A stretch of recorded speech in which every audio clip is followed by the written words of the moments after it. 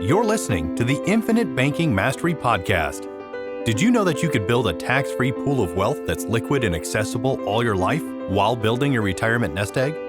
Gain full control of your financial future and stop relying on the government and banks. The wealthy have already discovered this wealth-building secret. Now it's your turn to get financially secure without following the conventional wisdom that keeps you in debt to banks. Now here's your host, Valerie LaRocque. Hello, everyone. Thank you for tuning in to the show's second episode. I'm glad you're here.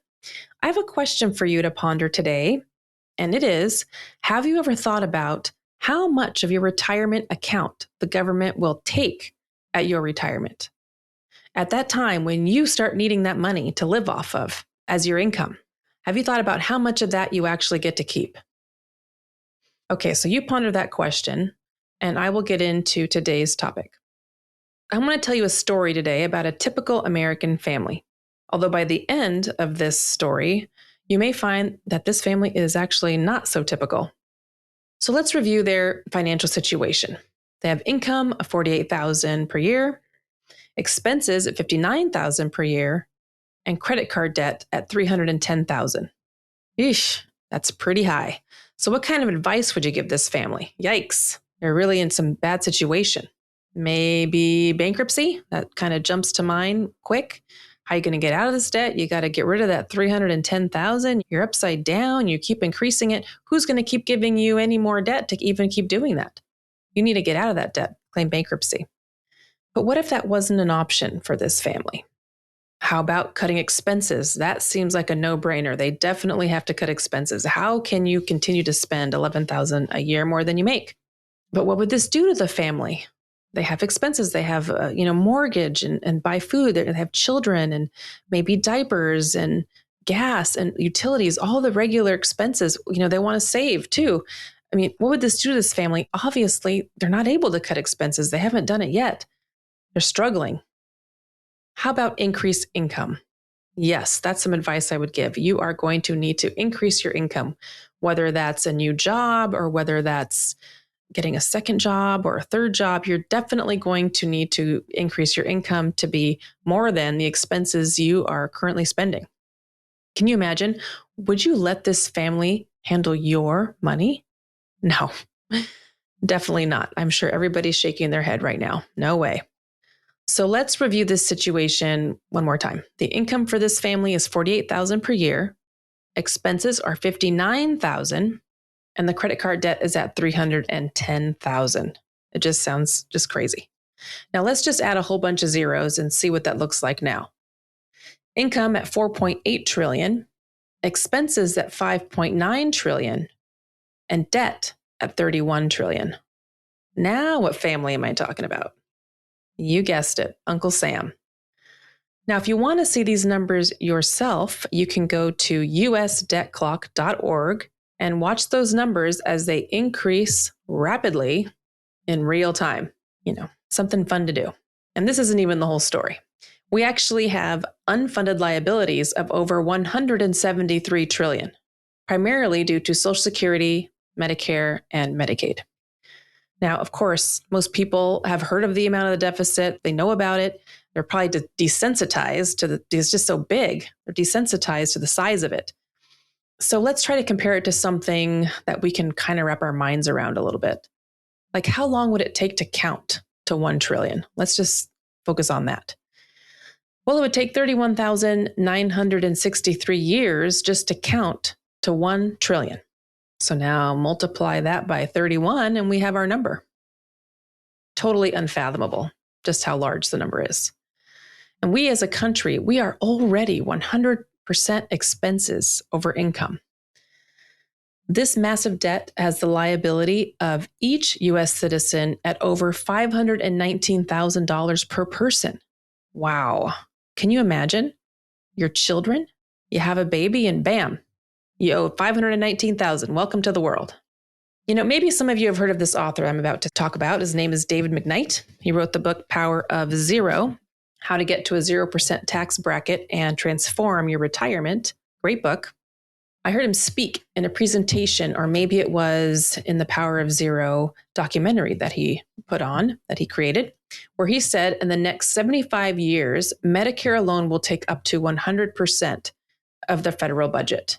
And 40 years out from now, the interest on the national debt is on track to take up to 100% of our revenue. Yikes. And this was all stated before all the additional government spending that took place due to the pandemic and the Ukraine war. Clearly, our government is not good at decreasing expenses. So what is their other option again? In his book, David McKnight quotes David Walker. And David Walker was the Comptroller General of the United States from 1998 to 2009. Basically, he was the CPA for the USA. And he says, based on the current fiscal path, future tax rates will have to double, or our country could go bankrupt. Now, he spoke on a national radio show and asked the crowd, why? Why would our taxes have to double? It's a 4-letter word. And everybody tried to guess. And he said, math. And here's just one reason why. Social Security. Now, in 1935, when Social Security was created, there were 42 workers for every one worker on Social Security. And the life expectancy was age 62. By 2017, there were only 3 workers for every one on Social Security. And the life expectancy was 85. Now, when it started, they didn't even expect you to live long enough to really get your Social Security. It was just kind of, a safety net just in case, but they didn't expect you to have to take any of it. And now people are living way longer and actually receiving lots and lots of this Social Security money. So our country is not good at cutting expenses, though they are good at increasing them. And if they need income, where do they go for it? Us, you and me. So now let's think again about the question that I first mentioned. And that was, have you ever thought about how much of your retirement account the government will take at your retirement when you start pulling that money, or when you start needing to pull that money to live off of for your own retirement, your income? Now, I know when it comes to saving money in retirement accounts, it is exciting to get a tax break in the current year. I know everybody wants this tax break. When you contribute to these accounts, you get paid reduced taxes.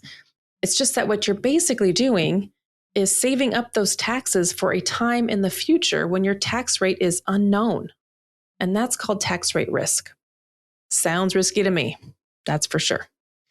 Now, if we go back to the book that I was quoting earlier, Power of Zero, and look in the forward section, I'm just going to read it right out of the book because it's good. And this section was written by retirement expert Ed Slott, who is a well-known CPA. And he says, those who saved the most diligently will soon realize that a substantial chunk of those tax-deferred retirement savings are sitting ducks for a revenue-hungry Uncle Sam. In fact, as your 401k or IRA funds grow, so does the government's share, since it is a partner on your savings. But unlike a traditional business partner, Uncle Sam can increase his partnership percentage of your tax-deferred savings whenever he needs more money. And that day is coming soon. So the question now becomes, the real question is, where do you store your cash? And we will go into that on our next episode, where I will be going over 2 ways to build tax-free wealth. Until then, please reach out with any questions to Valerie at alphaomegawealth.com. Thank you for listening in. I hope you have a great week.